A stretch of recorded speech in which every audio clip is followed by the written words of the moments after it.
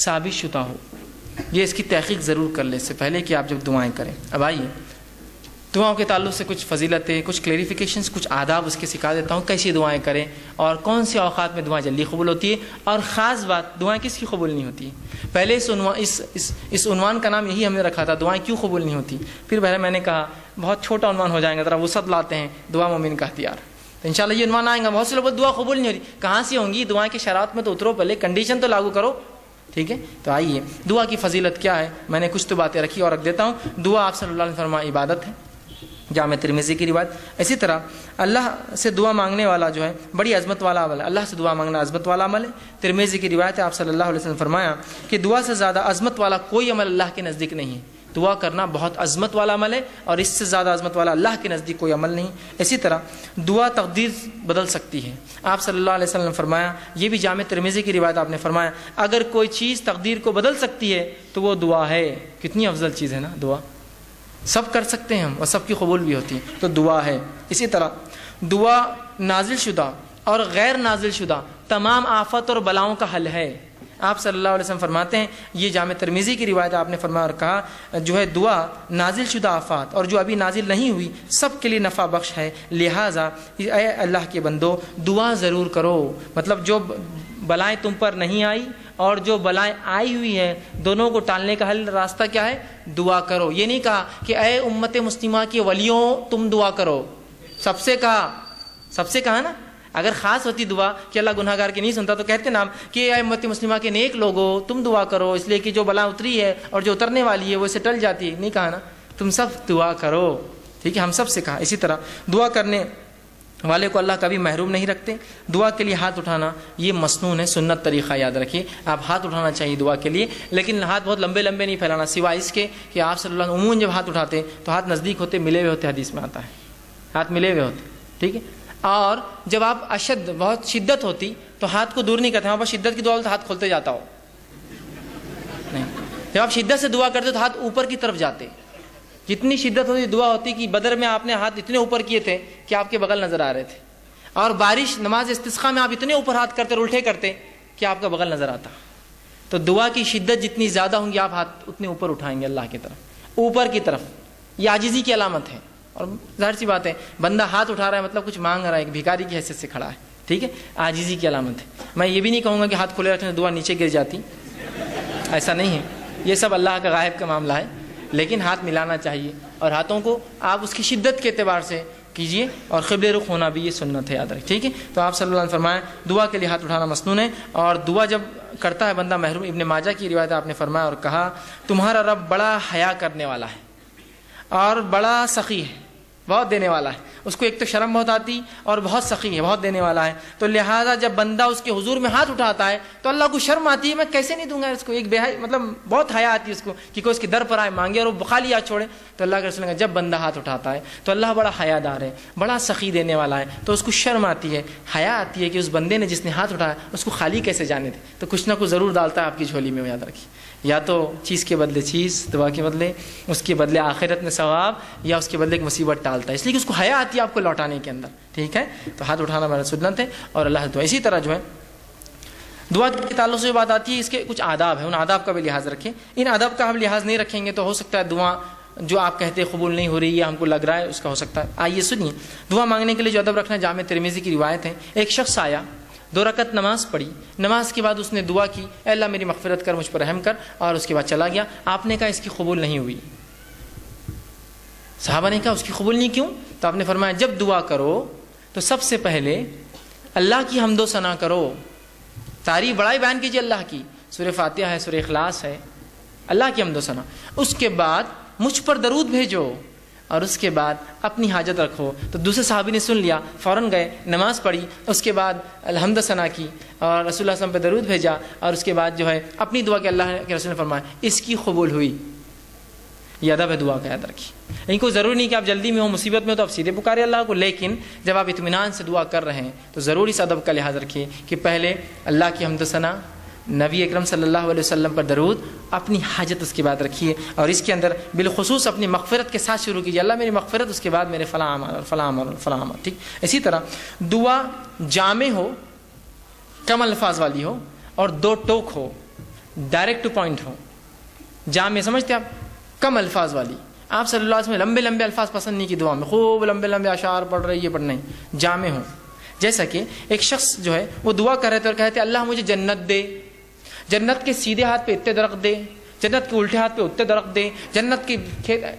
तो उनके वालिद ने कहा आप सल्लल्लाहु अलैहि वसल्लम ने हमें मना किया था ऐसी दुआओं के ताल्लुक से, ऐसी तफसीली, जामे दुआ करो जन्नत दे। अब जन्नत में सब कुछ मिल जाएगा ना, ये खामोखा क्यों कर रहे हो तुम, इतने झाड़ इधर उतने झाड़ उधर, ये अल्लाह खुद दे देंगे ये सब। और जहन्नुम से पनाह मांगना है तो सिर्फ ये दुआ करो अल्लाह जहन्नुम से पनाह दे। इतनी तफसीलात क्यों कि जहन्नुम की ये पनाह दे और वहाँ से पनाह दे, सिर्फ आप कर लीजिए खाली, समझ रहे हैं बात को। तो जामे हो, लंबे लंबे अल्फाज, तफसीली ना हो, जामे हो। अल्लाह जन्नत दे, जन्नत की नेमतें खुद मिल जाएंगी ना साथ में, उसको क्या आपको जरूरत बोलने की इतने झाड़, इतनी हुरें, इतने फलां, इतने घर, इतने पैसे, जरूरत ही नहीं है ना। जन्नत मिल गई, सब कुछ आ गया, जहन्नुम से बच गए, सब कुछ हो गया। इतना क्योंकि अल्लाह जहन्नुम के वो हिस्से से नजात दे और वो हिस्से से नजात दे और वो हिस्से से, खाली आप बोल दीजिए बस, बात समझ रहे हैं आप, ठीक है। तो जामे हो और दो टोक हो, दो टोक। ये दुआ कोई ना करे अल्लाह तू बेहतर समझे तो दे, ये दुआ दुरुस्त नहीं। क्यों? अल्लाह पे कोई अथॉरिटी है कि जो बेहतर समझेगा और नहीं समझेगा? उसके पास तो पूरी मिल्कियत है, वो तो दे ही सकता है। आप मांगिए क्या मांगना है आपको, बोलिए अपने अल्लाह ये चीज़ मुझे खैर है तो दे दे, खत्म। तू चाहे तो खैर दे दे, ये कोई ऑप्शन नहीं। अल्लाह के ऊपर क्या कोई बॉस है उसका जो उसको वो करेगा कि तू चाहे तो मतलब वो किसी से पूछे? डायरेक्ट अपने दो टोक अल्फाज में कीजिए अल्लाह ये चीज़ खैर हो तो दे दे, बस खत्म। दो टोक हो, मजबूत अल्फाज हो, जामे अल्फाज हो, कम अल्फाज हो और अप टू द पॉइंट हो दुआ अपनी। और ये नहीं कि अल्लाह को ऑप्शंस के साथ तू खैर तू बेहतर समझे तो दे, बल्कि आपने कहा सीधे अप टू द पॉइंट, आप कहे अल्लाह अगर खैर हो तो ये चीज़ मुझे दे दे, शर हो तो इससे महफूज रख, ख़त्म हो गया।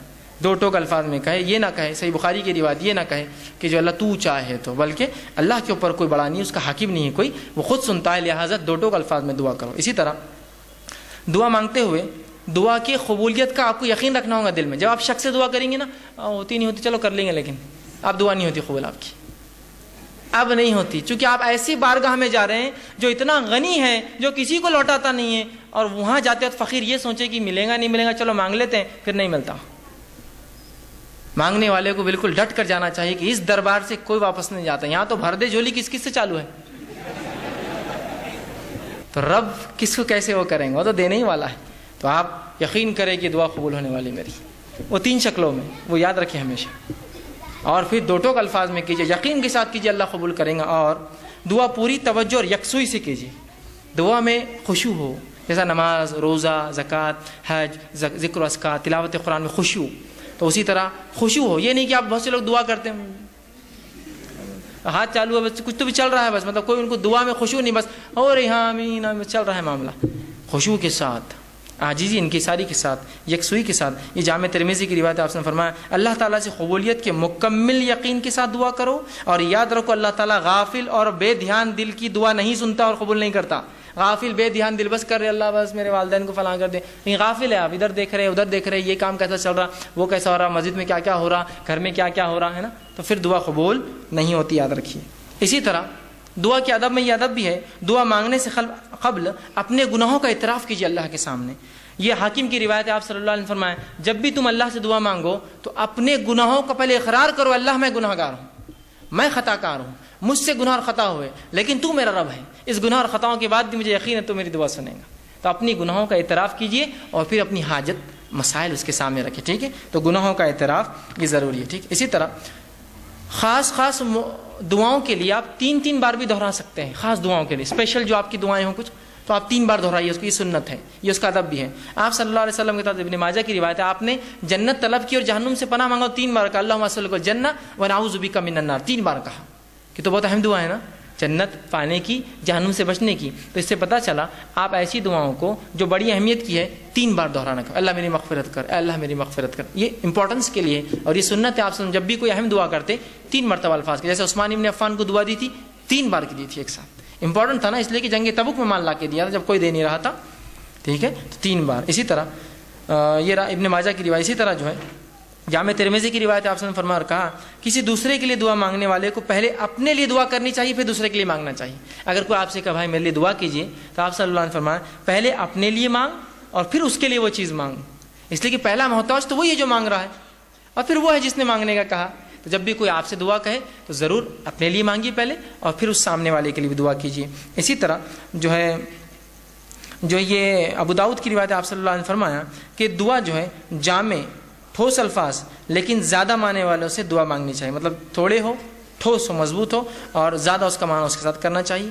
اسی طرح ہاتھ اٹھائے بغیر بھی دعا کرنا جائز ہے، لیکن ہاتھ اٹھانا سنت اور ادب ہے۔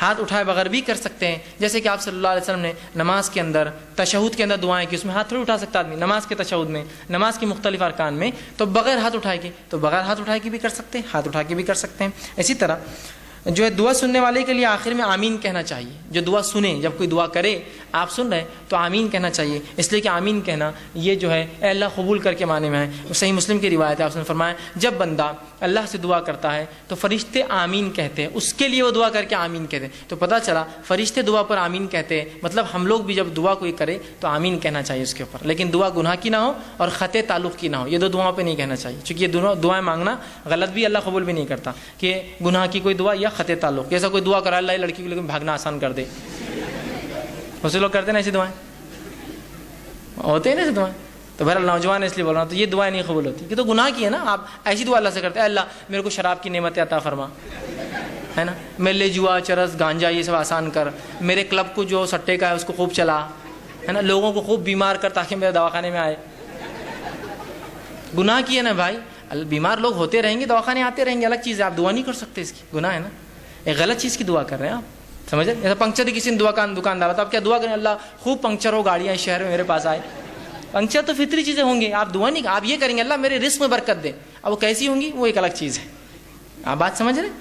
یہ دعا ہونی چاہیے، تو گناہ کی دعا نہیں ہونی چاہیے۔ اسی طرح معمولی سے معمولی چیز بھی اللہ سے مانگنا چاہیے، معمولی بہت معمولی چیز ہے اللہ سے مانگی، ہم لوگ سمجھتے نہیں بڑے مسئلوں میں اللہ کو لانا چاہیے، معمولی مسئلے میں نہ کو اللہ کو جو خواہ لانے کا نہیں، ہر مسئلے میں اپنے رب سے تعلق جوڑیے اپنا، اور معمولی دعا بھی آپ صلی اللہ علیہ وسلم سنیے کیا فرمایا، جامع ترمذی کی روایت ہے، انس بن مالک رضی اللہ عنہ فرماتے ہیں آپ نے فرمایا اور کہا تم میں سے ہر ایک اپنی ضرورت اللہ سے مانگے، حتیٰ کہ جوتے کا تسمہ لیس بھی ٹوٹ جائے تو اللہ سے مانگے، اللہ نہیں لیس چاہیے، اور اگر نمک کی کمی ہو تو اللہ سے مانگے اللہ نمک چاہیے مجھے۔ اس کے بعد کوشش، میں نے پہلے بیان کر دیا، کوشش کے ساتھ یہ سب چیزیں جڑی ہوئی ہیں کہ تسمہ لینے جائے، کوشش کرے مال کما کے خریدے، نمک کے لیے باہر نکلے مانگے یا پھر خریدنے جائے، کوشش کے ساتھ، لیکن دعا پہلے۔ کوئی مشکل کوئی مصیبت، اگر کسی نے کیا ارے گاڑی پنکچر ہو گئی، اللہ میری مدد کرے اس معاملے میں، گاڑی پنکچر ہو گئی میری، کوئی بھی چھوٹی سے چھوٹی لیس تو کتنی چھوٹی چیز ہے نا، کوئی بھی مصیبت ہو اللہ سے فوراً دعا، اس کے بعد کوششیں اپنی جاری رکھیں۔ اسی طرح دعا کرتے وقت اپنا رخ قبلے طرف رکھنا یہ بھی سنت ہے۔ آپ صلی اللہ علیہ وسلم نے جنگ بدر کا جو میں نے واقعہ رکھا تھا، آپ قبلے رخ ہوئے، یہ مسلم کی روایت ہے، اور دعا کی جس کے الفاظ صحیح مسلم کی روایت کے یوں ہیں، عمر ابن خطاب کہتے ہیں جنگ بدر میں رسول اکرم صلی اللہ علیہ وسلم نے مشرکین مکہ پر ایک نظر ڈالی ان پہ، جب کھڑے ہو گئے تھے آمنے سامنے تو وہ 1000 کی تعداد تھی، جبکہ آپ صلی اللہ علیہ وسلم کی صحابہ کی تعداد 319 تھی۔ پھر فرمایا رسول اللہ صلی اللہ علیہ وسلم نے قبلے رخ طرف کیا اور اپنے ہاتھ اللہ کے حضور پھیلائے اور پکار کر دعا کرنے لگی، پکار کر دعا کیا آپ نے، ٹھیک ہے، تو یہ دعا کی ادب تھے۔